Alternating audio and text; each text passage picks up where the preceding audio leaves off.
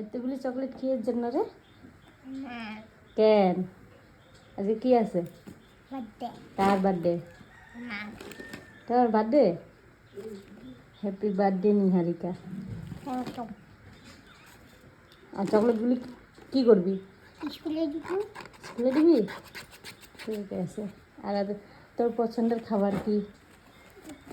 Maggi pasta মাংস বিরিয়ানি তাহলে আজকে সকাল সকাল কি বানাই দিল মাহি? পাস্তা পাস্তা খাইছ? টিফিনে নিছ? ঠিক আছে।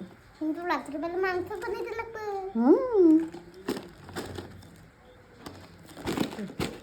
হ্যাপি বার্থডে টু নিহারিকা। কত ইয়ার্স হইল?